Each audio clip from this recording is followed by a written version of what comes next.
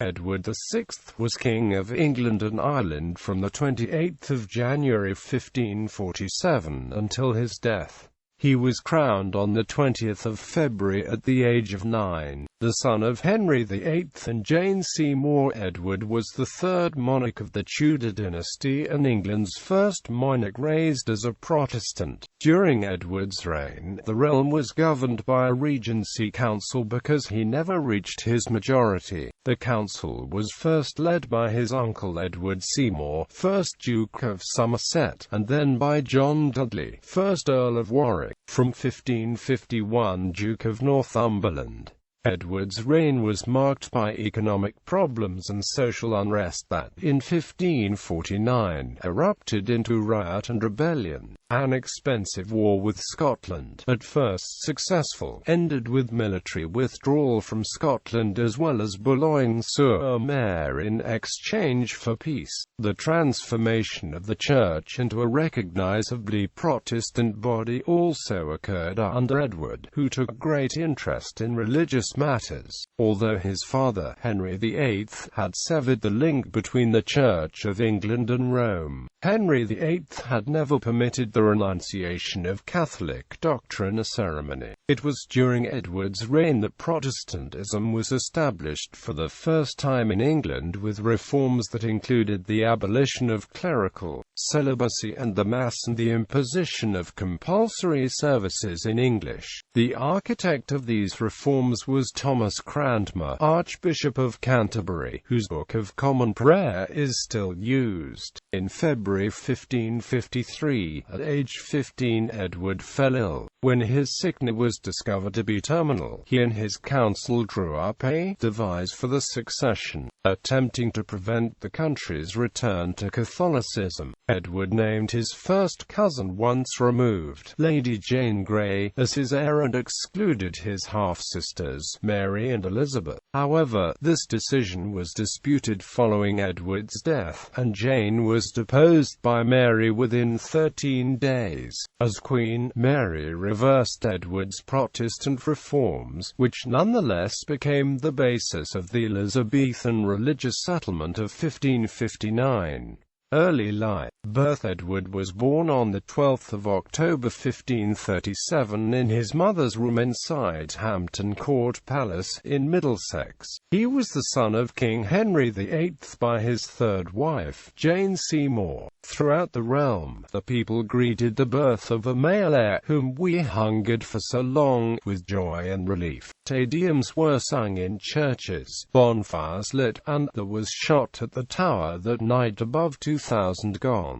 Queen Jane, appearing to recover quickly from the birth, sent out personally signed letters announcing the birth of a prince, conceived in most lawful matrimony between my lord the King's Majesty and us. Edward was christened on the 15th of October, with his half-sisters, the 21-year-old Lady Mary as godmother and the 4-year-old Lady Elizabeth carrying the chrism, and the Garter King of Arms proclaimed him as Duke of Cornwall and Earl of Chester. The Queen, however, fell ill on the 23rd of October from presumed postnatal complications, and died the following night. Henry VIII wrote to Francis I of France that divine providence hath mingled my joy with bitterness of the death of her who brought me this happiness. Upbringing and education. Edward was a healthy baby who suckled strongly from the outset. His father was delighted with him. In May 1538, Henry was observed dallying with him in his arms, and so holding him in a window to the sight and great comfort of the people. That September, the Lord Chancellor, Thomas, Lord Audley, reported Edward's rapid growth and vigour, and other accounts describe him as a tall and merry child. The tradition that Edward VI was a sickly boy has been challenged by more recent historians. At the age of 4, he fell ill with a life-threatening Northern fever, but, despite occasional illnesses and poor eyesight, he enjoyed generally good health until the last 6 months of his life. Edward was initially placed in the care of Margaret Bryan, Lady Mistress of the Prince's household. She was succeeded by Blanche Herbert, Lady Troy. Until the age of 6, Edward was brought up, as he put it later in his chronicle, among the women. The formal royal household established around Edward was, at first, under Sir William Sidney, and later Sir Richard Page, stepfather of Edward Seymour's wife, Anne Stanhope. Henry demanded exacting standards of security and cleanliness in his son's household, stressing that Edward was this whole realm's most precious jewel. Visitors described the prince, who was lavishly provided with toys and comforts, including his own troupe of minstrels, as a contented child. For the age of 6, Edward began his formal education under Richard Cox and John Checkie, concentrating, as he recalled himself, on learning of tongues, of the scripture, of philosophy, and all liberal sciences. He received tuition from Elizabeth's tutor, Roger Ascham, and Jean Belmain, learning French, Spanish and Italian. In addition, he is known to have studied geometry and learned to play musical instruments, including the lute and the virginals. He collected glibs and mabs and, according to coinage historian C.E. Chalice, developed a grasp of monetary affairs that indicated a high intelligence. Edward's religious education is assumed to have favored the reforming agenda. His religious establishment was probably chosen by Archbishop Thomas Cranmer, a leading reformer. Both Cox and Checkie were Reformed Catholics or Erasmians and later became Marian exiles. By 1549, Edward had written a treatise on the Pope as Antichrist and was making informed notes on theological controversies. Many aspects of Edward's religion were essentially Catholic in his early years, including celebration of the Mass and reverence for images and relics of the saints. Both Edward's sisters were attentive to the brother and often visited him. On one occasion, Elizabeth gave him a shirt of her own working. Edward took special content in Mary's company, though he disapproved of her taste for foreign dances. "I love you most," he wrote to her in 1546. In 1543, Henry invited his children to spend Christmas with him, signaling his reconciliation with his daughters, whom he had previously legitimized and disinherited. The following spring, he restored them to the place in the succession with the Third Succession Act, which also provided for a Regency Council during Edward's minority. This unaccustomed family harmony may have owed much to the influence of Henry's new wife Catherine Parr, of whom Edward soon became fond. He called her his most dear mother and in September 1546 wrote to her, "I received so many benefits from you that my mind can hardly grasp them." Other children were brought to play with Edward, including the granddaughter of Edward's chamberlain, Sir William Sidney, who in adulthood recalled the prince as a marvelous sweet child, of very mild and generous condition. Edward was educated with sons of nobles, appointed to attend upon him in what was a form of miniature court. Among these, Barnaby Fitzpatrick, son of an Irish peer, became a close and lasting friend. Edward was more devoted to his school work than his classmates and seems to have outshone them, motivated to do his duty and compete with his sister Elizabeth's academic prowess. Edward's surroundings and possessions were regally splendid. His rooms were hung with costly Flemish tapestries, and his clothes, books, and cutlery were encrusted with precious jewels and gold. Like his father, Edward was fascinated by military arts, and many of his portraits show him wearing a gold dagger with a jeweled hilt. In imitation of Henry, Edward's chronicle enthusiastically details English military campaigns against Scotland and France, and adventures such as John Dudley's near capture at Musselburgh in 1547. The rough wooing. On the 1st of July 1543, Henry VIII signed the Treaty of Greenwich with the Scots, sealing the peace with Edward's betrothal to the 7-month-old Mary, Queen of Scots. The Scots were in a weak bargaining position after the defeat at Solway-Moss the previous November, and Henry, seeking to unite the two realms, stipulated that Mary be handed over to him to be brought up in England. When the Scots repudiated the treaty in December 1543 and renewed their alliance with France, Henry was enraged. In April 1544, he ordered Edward's uncle, Edward Seymour, Earl of Hertford, to invade Scotland and put all to fire and sword, burn Edinburgh town. So razed and defaced when you have sacked and gotten what ye can of it, as there may remain forever a perpetual memory of the vengeance of God lightened upon for the falsehood and disloyalty. Seymour responded with the most savage campaign ever launched by the English against the Scots. The war, which continued into Edward's reign, has become known as the Rough Wooing. Accession. The 9-year-old Edward wrote to his father and stepmother on the 10th of January 1547 from Hertford, thanking them for his New Year's gift of their portraits from life. By 28th of January 1547, Henry VIII was dead. Those close to the throne, led by Edward Seymour and William Paget, agreed to delay the announcement of the king's death until arrangements had been made for a smooth succession. Seymour and Sir Anthony Browne, the master of the horse, rode to collect Edward from Hertford and brought him to Enfield, where Lady Elizabeth was living.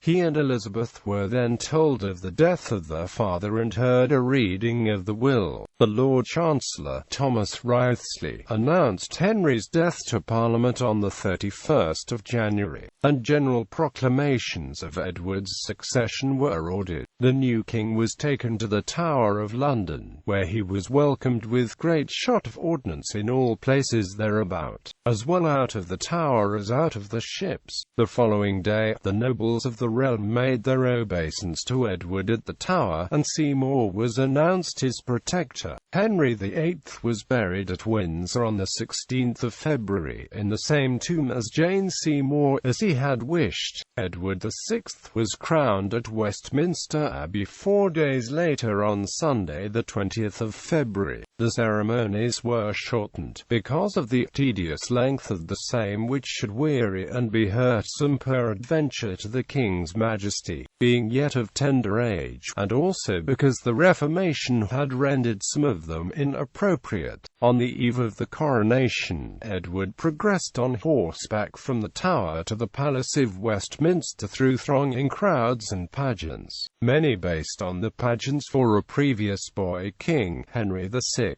He laughed at a Spanish tightrope walker who tumbled and played many pretty toys outside St. Paul's Cathedral. At the coronation service, Cranmer affirmed the royal supremacy and called Edward a second Josiah, urging him to continue the reformation of the Church of England, the tyranny of the bishops of Rome banished from your subjects, and images removed. After the service, Edward presided at a banquet in Westminster Hall, where, he recalled in his chronicle, he dined with his crown on his head. Somerset's Protectorate Council of Regency. Henry VIII's will named 16 executors, who were to act as Edward's counsel until he reached the age of 18. These executors were supplemented by 12 men of counsel who would assist the executors when called on. The final state of Henry VIII's will has been the subject of controversy. Some historians suggest that those close to the king manipulated either him or the will itself to ensure a share out of power to the benefit, both material and religious. In this reading, the composition of the Privy Chamber shifted towards the end of 1546 in favour of the reforming faction. In addition, 2 leading conservative privy councillors were removed from the centre of power. Stephen Gardiner was refused access to Henry during his last months. Thomas Howard, 3rd Duke of Norfolk, found himself accused of treason. The day before the king's death, his vast estates were seized, making them available for redistribution, and he spent the whole of Edward's reign in the Tower of London. Other historians have argued that Gardiner's exclusion was based on non-religious matters, that Norfolk was not noticeably conservative in religion, that conservatives remained on the council, and that the radicalism of men such as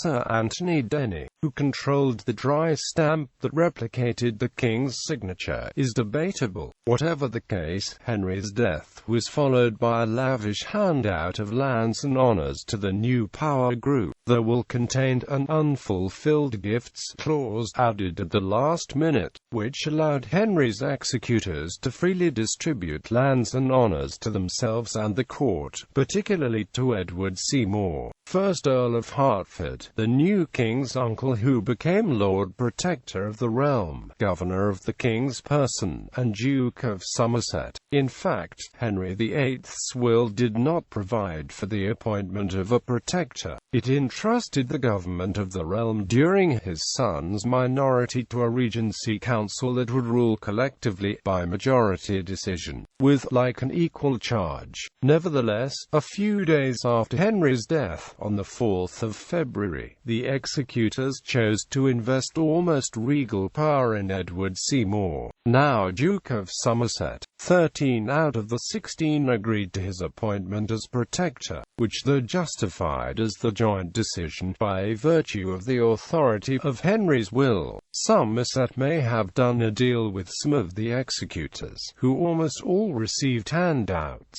He is known to have done so with William Paget, private secretary to Henry VIII, and to have secured the support of Sir Anthony Browne of the Privy Chamber. Somerset's appointment was in keeping with historical precedent, and his eligibility for the role was reinforced by his military successes in Scotland and France. In March 1547, he secured letters patent from King Edward granting him the almost monarchical right to appoint members to the Privy Council himself and to consult them only when he wished. In the words of historian G.R. Elton, for the moment his autocratic system was complete. He proceeded to rule largely by proclamation, calling on the Privy Council to do a little more than rubber stamp his decisions. Somerset's takeover of power was smooth and efficient. The imperial ambassador, Van Delft, reported that he governs everything absolutely, with Paget operating as his secretary, though he predicted trouble from John Dudley, Viscount Lisle, who had recently been raised to Earl of Warwick in the share out of honours. In fact, in the early weeks of his protectorate, Somerset was challenged only by the Chancellor, Thomas Wriothesley, whom the earldom of Southampton had evidently failed to buy off, and by his own brother. Wriothesley, a religious conservative, objected to Somerset's assumption of monarchical power over the council. He then found himself abruptly dismissed from the chancellorship on charges of selling off some of his offices to delegates. Thomas Seymour. Somerset faced less manageable opposition from his younger brother Thomas Seymour, who has been described as a worm in the bud. As King Edward's uncle, Thomas Seymour demanded the governorship of the king's person and a greater share of power. Somerset tried to buy his brother off with a barony, an appointment to the Lord Admiralship, and a seat on the Privy Council, but Thomas was bent on scheming for power. He began smuggling pocket money to King Edward, telling him that Somerset held the purse strings too tight, making him a beggarly king. He also urged him to throw off the Protector within 2 years, and bear rule as other kings do, but Edward, schooled to defer to the council, failed to cooperate. In the spring of 1547, using Edward's support to circumvent Somerset's opposition, Thomas Seymour secretly married Henry VIII's widow, Catherine Parr, whose Protestant household included the 11-year-old Lady Jane Grey and the 13-year-old Lady Elizabeth. In summer 1548, a pregnant Catherine Parr discovered Thomas Seymour embracing Lady Elizabeth. As a result, Elizabeth was removed from Catherine Parr's household and transferred to Sir Anthony Denys. That September, Catherine Parr died in childbirth, and Thomas Seymour promptly resumed his attentions to Elizabeth by letter, planning to marry her. Elizabeth was receptive but, like Edward, unready to agree to anything unless permitted by the council. In January 1549, the council had Thomas Seymour arrested on various charges, including embezzlement at the Bristol Mint. King Edward, whom Seymour was accused of planning to marry to Lady Jane Grey, himself testified about the pocket money. Lack of clear evidence for treason ruled out a trial, so Seymour was condemned instead by an active attainder and beheaded on the 20th of March 1549. Somerset's only undoubted skill was as a soldier, which he had proven on expeditions to Scotland and in the defensive Boulogne-sur-Mer in 1546.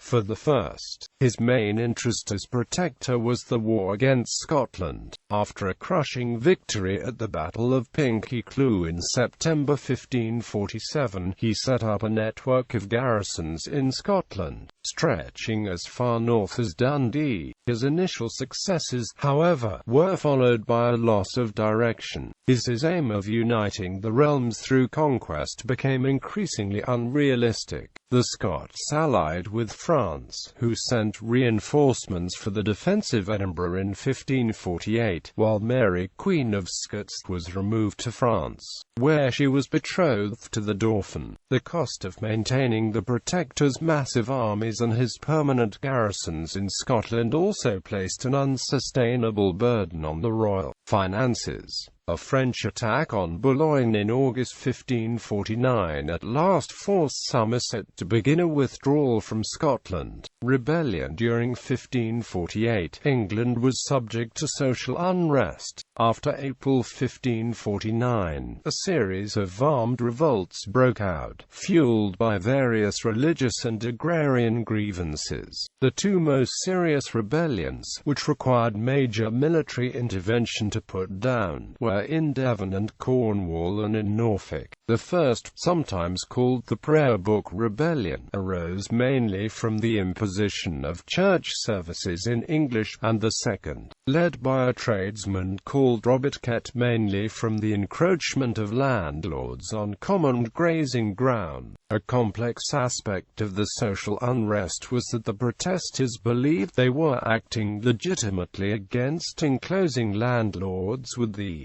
Protector's support, convinced that the landlords were the lawbreakers. The same justification for outbreaks of unrest was voiced throughout the country, not only in Norfolk and the West. The origin of the popular view of Somerset as sympathetic to the rebel cause lies partly in his series of sometimes liberal, often contradictory, proclamations, and partly in the uncoordinated activities of the commissions he sent out in 1548 and 1549 to investigate grievances about loss of tillage, encroachment of large sheep flocks on common land, and similar issues. Somerset's commissions were led by an evangelical MP called John Hales, whose socially liberal rhetoric linked the issue of enclosure with Reformation theology and the notion of a godly commonwealth. Local groups often assumed that the findings of these commissions entitled them to act against offending landlords themselves. King Edward wrote in his chronicle that the 1549 risings began because certain commissions were sent down to pluck down enclosures. Whatever the popular view of Somerset, the disastrous events of 1549 were taken as evidence of a colossal failure of government, and the council laid the responsibility at the Protector's door. In July 1549, Paget read to Somerset, "Every man of the council hath misliked your proceedings. Would to God, that at the first stir you had followed the matter hotly, and caused justice to be ministered in solemn fashion to the terror of others." Fall of Somerset. The sequence of events that led to Somerset's removal from power has often been called a coup d'état. By the 1st of October 1549, Somerset had been alerted that his rule faced a serious threat. He issued a proclamation calling for assistance, took possession of the king's person, and withdrew for safety to the fortified Windsor Castle, where Edward wrote, "Methinks I am in prison." Meanwhile, a united council published details of Somerset's government mismanagement. They made clear that the Protector's power came from them, not from Henry VIII's will. On the 11th of October, the council had Somerset arrested and brought the king to Richmond. Edward summarized the charges against Somerset in his chronicle: ambition, vainglory, entering into rash wars in mine youth, negligent looking on New Haven, enriching himself of my treasure, following his own opinion, and doing all by his own authority, etc. Quote, in February 1550, John Dudley, Earl of Warwick, emerged as the leader of the council and, in effect, as Somerset's successor. Although Somerset was released from the Tower and restored to the council, he was executed for felony in January 1552 after scheming to overthrow Dudley's regime. Edward noted his uncle's death in his chronicle. The Duke of Somerset had his head cut off upon Tower Hill between 8 and 9 o'clock in the morning. Historians contrast the efficiency of Somerset's takeover of power, in which they detect the organizing skills of allies such as Paget, the master of practices, with the subsequent ineptitude of his rule. By autumn 1549, his costly wars had lost momentum. The crown faced financial ruin, and riots and rebellions had broken out around the country. Until recent decades, Somerset's reputation with historians was high, in view of his many proclamations that appeared to back the common people against a rapacious landowning class. More recently, however, he has often been portrayed as an arrogant and aloof ruler, lacking in political and administrative skills.